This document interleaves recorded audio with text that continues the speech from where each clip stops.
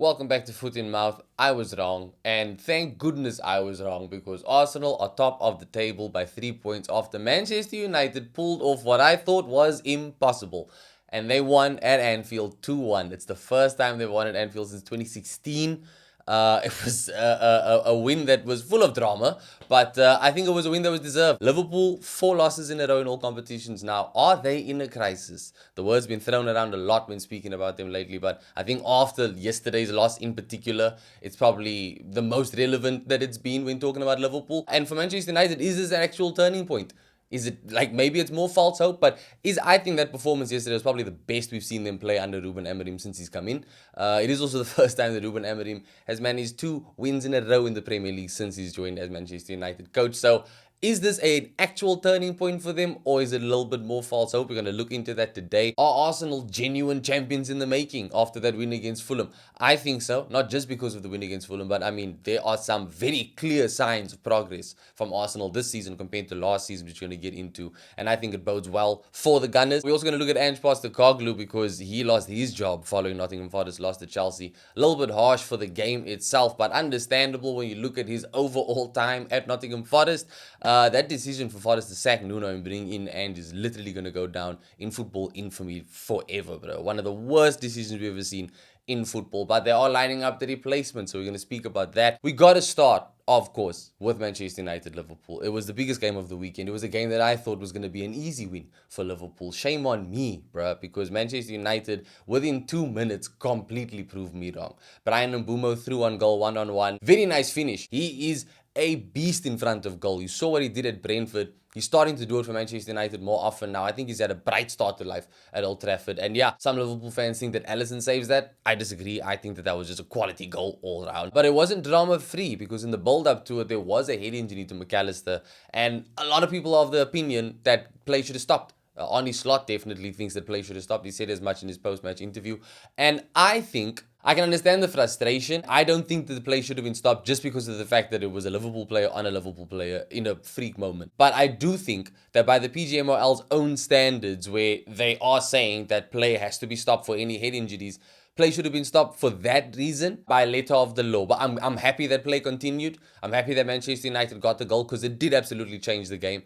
And Liverpool they looked very rattled afterwards, bro, it must be said. Alexander Isak nearly made it 1-1 in the first half when he was through 1-on-1 with Manchester United's new goalkeeper, Lemens, but Lemens made a brilliant save to deny him. You would honestly have put money on Alexander Isak to score from that position in the box, but wasn't meant to be. And it was honestly a night of wasn't meant to be moments for Liverpool. I don't think it's very often that you see a team hit the crossbar that many times in one game. I mean, I counted at least 3 times where they hit the post. And honestly, like, quality shots. Liverpool created some quality goal-scoring chances in this game. It just wasn't meant to be. I think it's as simple as that. It was one of those games for them. They eventually did make it 1-1, thanks to Cody Gakpo, eventually getting a goal. He did a lot wrong in this game, frustrated a lot of people, but he did get this right where he scored the goal. I think it was a good finish when you consider how frantic everything was in the box. It was a scrappy goal for Liverpool to get, but they worked hard for it. They earned it in the moment, but it wasn't very long until Manchester United took the lead through Harry Maguire, Bruno Fernandes crossing the ball into him to head it home, giving them the eventual win. Crazy game of football, a game that had a favourable outcome for a lot of people. I just think now you ask the question, is this a turning point for Manchester United? It is the first time that Ruben Amorim has won back-to-back games, finally. Long overdue. And this is a massive one. Obviously, it's Liverpool. This is the derby of all derbies in the Premier League. So probably his biggest moment since taking over at Manchester United. And again, I think this was the best performance we've seen. But I'm hesitant to say that this is a turning point because Manchester United always turn up against the big clubs. We saw it in the first game of the season against Arsenal. Manchester United's hopes were completely turned up just because of the performance alone. They didn't get the win, but the performance we saw was great. The performance we saw yesterday was fantastic. Kudos to Amorim. He did switch things up. Sesko was on the bench. He used Mason Mount in a different way. I think that the way he approached this game shows that he has learnt, or he's learning. But I think the real tell is going to be how they do in their next game. I think the next game is Brighton at home at Old Trafford. That's going to be the real test because they've come up against Liverpool. Yes, it's a massive game. Yes, it's a derby. Yes, But this Liverpool team are looking terrible at the moment. Brighton are coming into that game after beating Newcastle. Not only that, but Brighton have literally had Manchester United's number for the longest time. They have handed Man United some of the most embarrassing defeats in the last 3-4 seasons. So I think that game is going to be the ultimate test. If they make it back to back to back, you make it 3 wins on the bounce, I think then we start looking at, okay, this could be a real turning point. It helps that they don't have anything in the midweek. They're going to be well rested, you know what I mean? But I think that, yeah, the Brighton game for me, that's going to be when you have your real answer to the question, is this a turning point? But let me know what you think for Manchester United. I'm not trying to downplay the scale of this win. I think this is absolutely huge. It's massive for the title race itself. It's massive for Manchester United season. It's massive for Liverpool season, just for the completely opposite reasons. 4 losses in a row for them in all competitions. It's the first time this has happened since 2014. That is not a record that I think anybody saw Arne Slot equaling this time around, especially off the back of how he did last season. Liverpool, their defense, bro. Every week they are getting exposed because of this defense. And it looks like it's finally caught up with them because 4 losses in a row speaks for itself.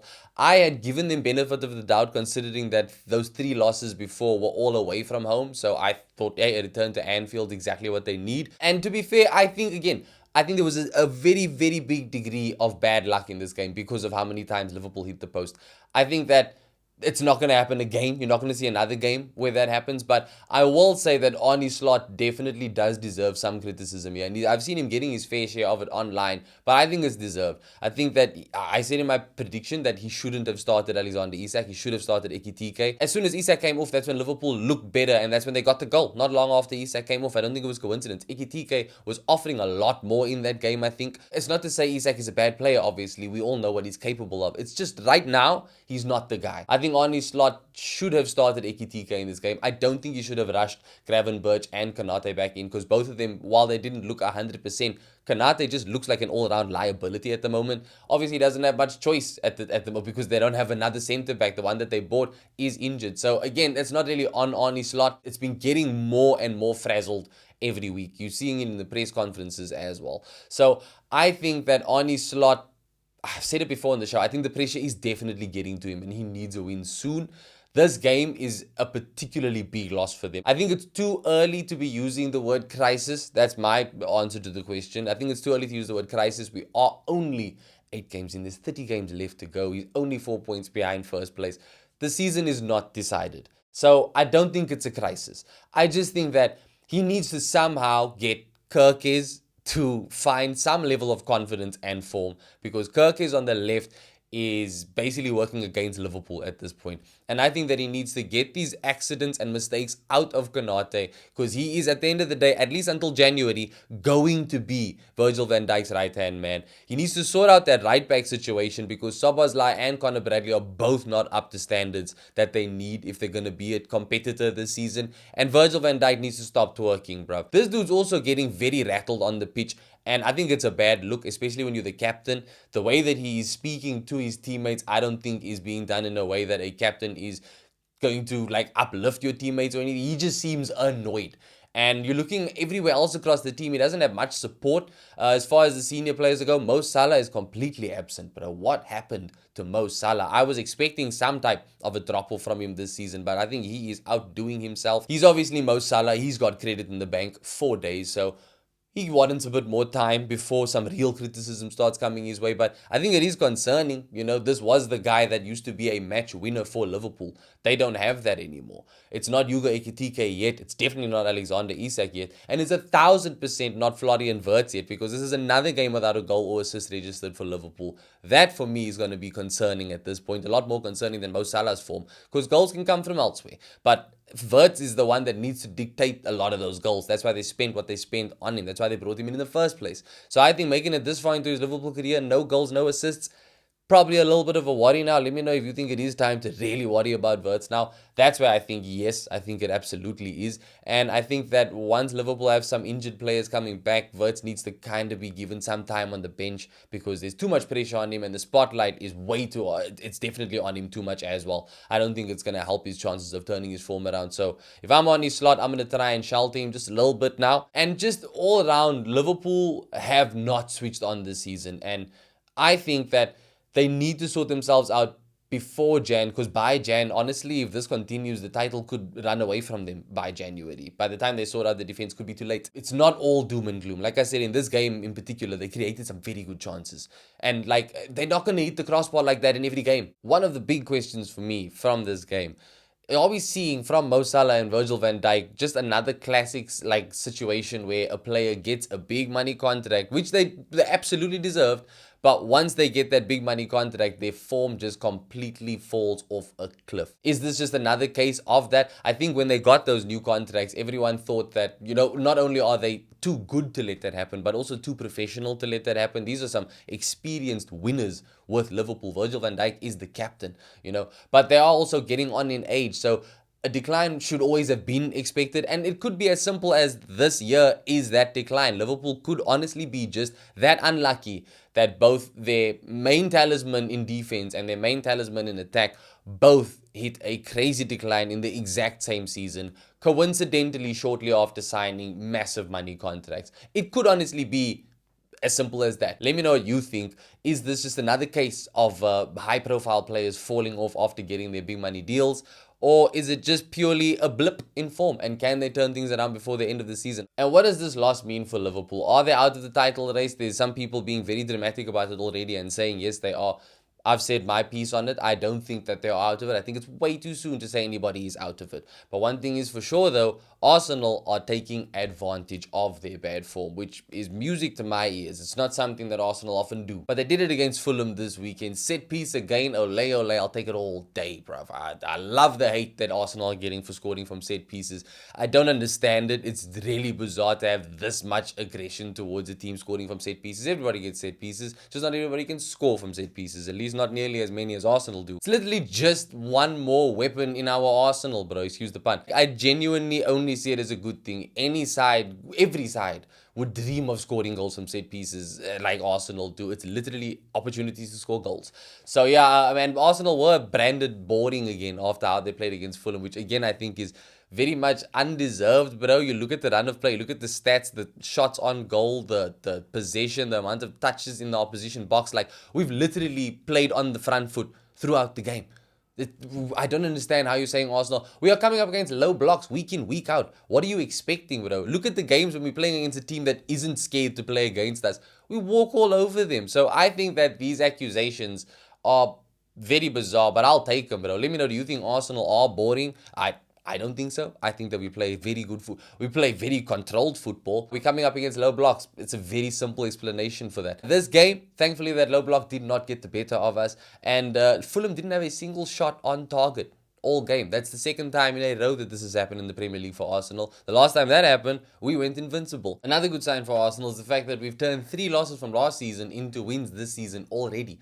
We're looking at West Ham. Arsenal beat them this season. We beat Fulham away this season. And we beat Newcastle away this season. It's games like that that have cost Arsenal titles in recent years. I think they played a massive part in why we lost the title to City 2 seasons ago. And why we lost to Liverpool last time out. Honestly, the only question mark at Arsenal right now is around Viktor Gyokeres. And this may be an unpopular opinion, but I think that he's doing a decent job since he joined. I think that I've said it before, and I stand by it even more after yesterday's performance. I think he's going to come out a much better player for this trial by fire start that he's had since joining Arsenal. And I think that he's showing that he is adapting. And he's getting better. He's learning the lay of the land a bit more. He started getting off a lot more shots at goal. And the venom behind those shots, boy. If he gets a shot on target, it's a problem. It's as simple as that. And I think that people are really undervaluing what he is adding to this team just by being on the pitch. Bukayo Saka has so much more influence in games now, thanks to Viktor Gyokeres being there. And it's unfortunate, but Viktor Gyokeres is the one that's getting ganged up on now by opposition defenders. And because of that, it's not only Bukayo Saka who's benefiting. Someone like Leandro Trossard can benefit more. Someone like Martinelli's benefiting more. It's opening doors for the rest of the team. It's a very, very selfless role that he's playing right now. He's learning how to work around it. He's basically having to create all his own chances. And he's starting to create more. He's starting to get through on goal more often with each game. And yesterday, he tested Burnley a few times. Unlucky to get a goal, I think. But overall, I'm quite happy with Viktor Gyokeres. Let me know if you think it is time to worry about him at Arsenal, because I do understand he hasn't got the goals. And goals are the only thing that is going to silence the critics. I just think that there's a lot more to his game than goals. There's a lot more to football than goals. Arsenal are getting goals. We've got 10 different goal scorers in the Premier League alone. So I'm not holding him like especially responsible for goal scoring. If Arsenal weren't winning games, obviously, then I'd be like, yo, dude, you're the striker. The club spent big on you. You should be there. But as things stand, he's playing a massive role in the team that is currently first in the Premier League. He's played majority of the games. He's played majority of the minutes in those games. It's not a coincidence that we are top of the table with him in the team. I don't think ever there's been a time where people have wanted to see him come off because he wasn't adding something in the game. He's been consistently a team player for us, and the goals will come 100%. I think he's looking better. Let me know if you think that is the case, or if it is time to really worry about Arsenal. And also, let me know, is this really Arsenal's year? I think yes, that was my prediction from the jump. I'm more convinced of that now. Like I said, turned three losses from last season into wins this season. I think that's just a clear sign of, yeah, we are making the next step. We are definitely on our way to winning the league title, and it's not over yet. I'll stand by that. I'm just saying my prediction ain't changing. Manchester City, I think, have been low-key creeping into the conversation again, and yesterday Erling Haaland showing how he is just inevitable. I think also a reminder that Manchester City are inevitable. So obviously it's football, so there's no one has the right to come out and just say, yes, this team's going to win it. But I'm confident as an Arsenal fan that we are going to do it this season. Spurs lost at home in spectacular fashion to Aston Villa. And this played a massive part in why this was a borderline perfect weekend of football results for Arsenal fans. Spurs took the lead early on through a nice goal through Bentancur. But after that, bro, Aston Villa, at a ground that they don't often have a lot of joy at, they just ran rampant. And that Morgan Rogers, bro, if that was an audition to come in and play for Arsenal, I approve. Because hitting a Thierry Henry corner flag celebration against Spurs in their own backyard, that's cold, bruv. And well deserved, because the goal he scored was great. So it literally shades of Henry in it across the board. So I guess the celebration was fitting. I've been a big fan of his. I'm a much bigger fan of his now that he hurt Spurs like this, because this is another loss for Spurs. You know, Morgan Rogers. Oh, the second goal for Aston Villa obviously coming through Buendia, a player that was linked to Arsenal as well. Nice goal from him too. Matty Cash. Take a bow. The ball that you sent through to Luca Dini on the flank, who ended up setting up Buendia to score the goal. It was just all around just a great goal by Aston Villa, and Spurs had no response. So I'm a happy man. Spurs lost, and I said going into this game that the fans needed a performance, not only a win but a performance. They got neither. Spurs, time to worry for them. I know it's still early days for Thomas Frank and for the Spurs team, but you gotta admit that a home loss to Aston Villa, again, a match basically that Spurs do win more often than not. And if not, then it's a draw, you know, at home versus Aston Villa. And Aston Villa haven't looked like at the races yet so far this season either. Spurs definitely have been the better side than them, so they should have won this game. Is it time to worry at Spurs? Question marks being looked at Javi Simmons also. I had a lot more high hopes for him since he signed. He's definitely underperformed since he got his first assist for the club.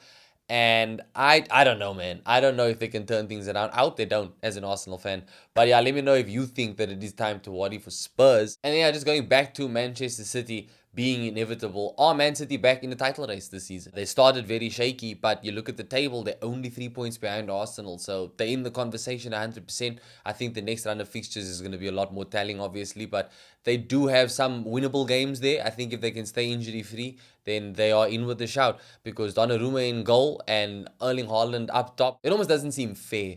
And I'm saying that as an Arsenal fan. We've got David Raya in goal, bro. We've got Bukayo Saka up top for us. So we're doing fine, you know. But Donnarumma, as much as I do believe that David Raya is the best goalkeeper in the Premier League right now, we've just seen from Donnarumma that he is the better goalkeeper overall. I'm not delusional enough to say that David Raya is a better goalkeeper than Donnarumma. And Erling Haaland is literally in a league of his own. I guess, look, the only other person in that same league with him is Harry Kane. But as far as the Premier League is concerned, Erling Haaland is in a league of his own when it comes to strikers. So, yeah, I'm saying Manchester City are definitely in it. I think that it would be foolish to count them out.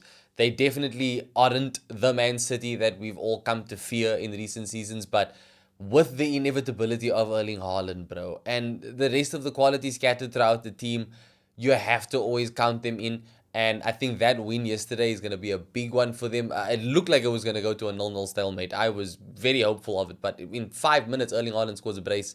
It was a weekend of braces, mind you, because Crystal Palace and Bournemouth also had lots of goals from 2 goal scorers. But yeah, Manchester City definitely in it for me. That win, I think, is one more on the way to them finding their full form. They definitely look like they are getting closer and closer to their best. And I do worry naturally to see what Man City can do when they are at their best again. I'm hoping that this isn't just the blip and Man City very much are just there for the taking now. But yeah, let me know what you think about Man City. Are they really, really in it? And how many goals do you think Erling Haaland is going to score this season, bro? I think this season he's setting records. I think he's already set more than enough records since he joined Man City. I think this season he's setting a whole new record for goals scored, not only in a calendar year but in the Premier League season. He is looking like a different beast, bro. And I'm glad that Arsenal have already played Manchester City once before. Doesn't help that it was at the Emirates, so the next time will be at the Etihad. And with his goal scoring form showing no signs of slowing down, bro. By the time we hit that Etihad game, Erling Haaland may well have already sealed the golden boot for himself. But yeah, how many goals do you think he can score? I honestly think he's going to hit over 30. At the rate things are going, definitely over 30. But let me know what you think. Best game of the weekend by far, Crystal Palace at home versus Bournemouth. The game ended 3-3. I said that this was going to be the best game for the neutrals this weekend. It absolutely outdid my expectations.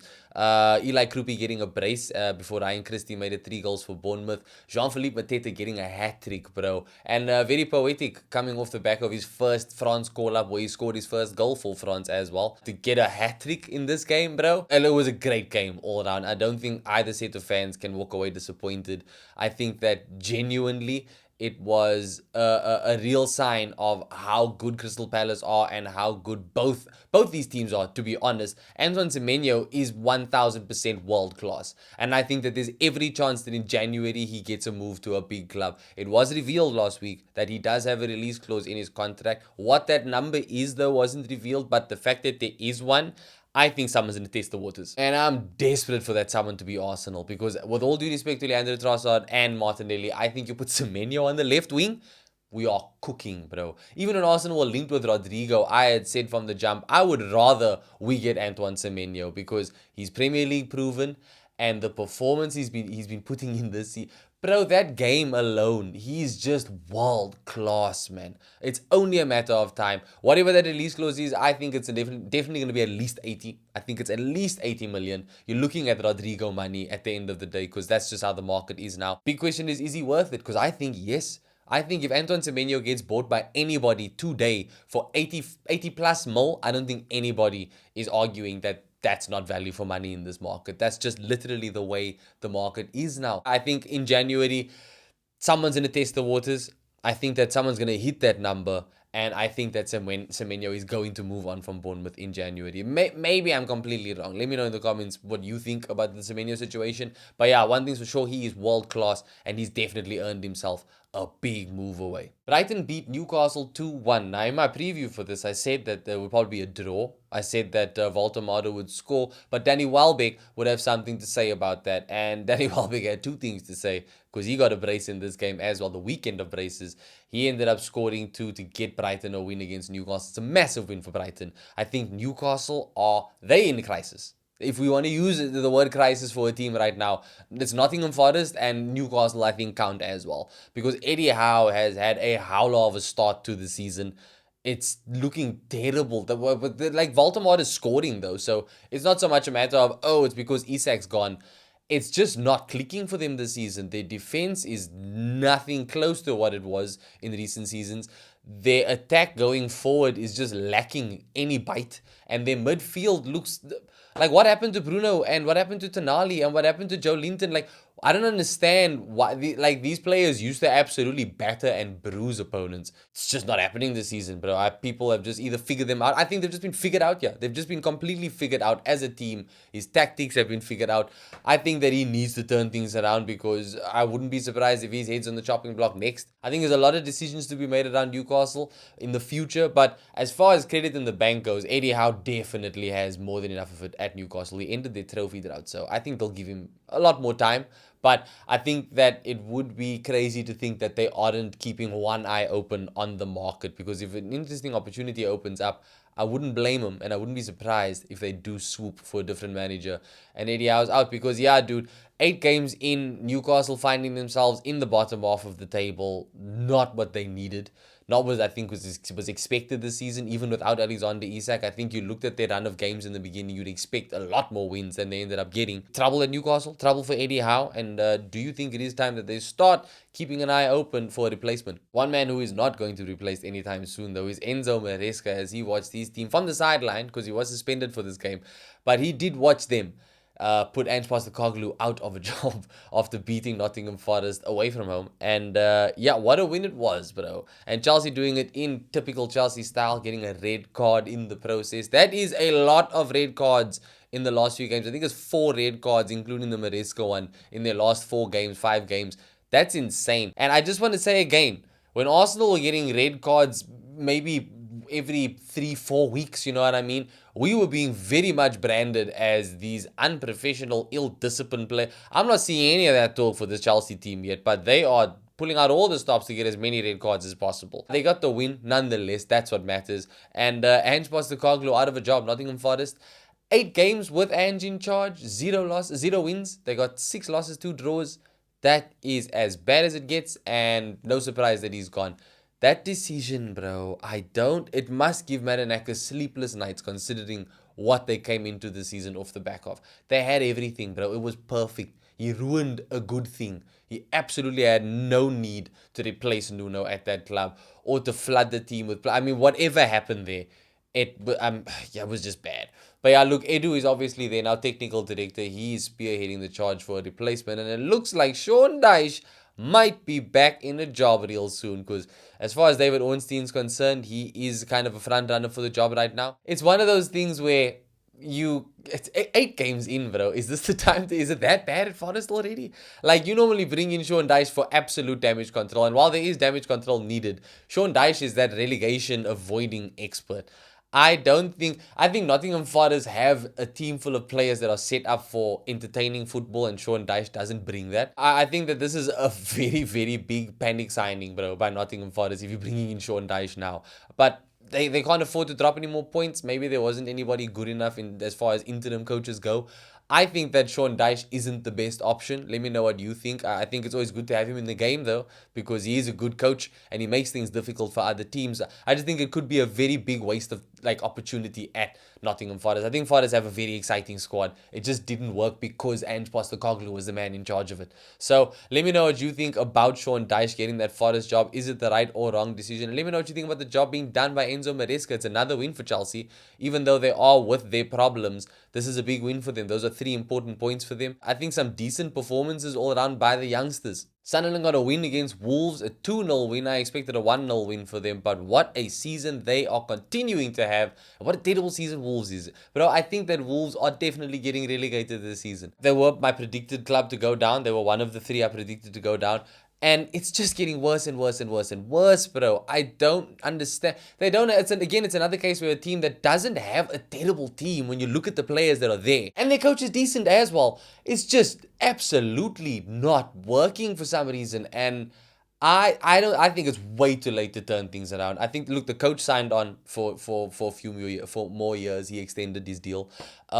I think that he is definitely in it for the long haul, whether they stay up or go down. I think that they are going down more than ever. I think Sunderland are 1000% staying up. I really do hope to see them keep defying expectations. They come into Arsenal very soon, and I'm hoping that that's going to be where they take a little bit of a break from that. But yeah, at the rate things are going, bro, you have to give them credit. They are definitely the most overachieving squad in the league. Long may it continue as far as I'm concerned. The other newly promoted clubs, Burnley and Leeds, they faced off against each other. Burnley getting a win 2-0. It's a big win for them. It's a big loss for Leeds, who were hoping to make some ground up and move away from the relegation zone, but they are being kept close by. So yeah, that does it for the Premier League fixtures this weekend. Let me know what you guys thought of the games. Did you come out on top with your team? If you're an Arsenal fan, you definitely did. Tomorrow I'm going to be doing predictions for the Champions League games this week. So yeah, catch me in that video. Make your predictions in the comments below of this video. We can get into some of that tomorrow. Thank you as always for watching the video. Do give it a like if you enjoyed it. Subscribe to the channel if you haven't already for more content. I'll catch you in the next one.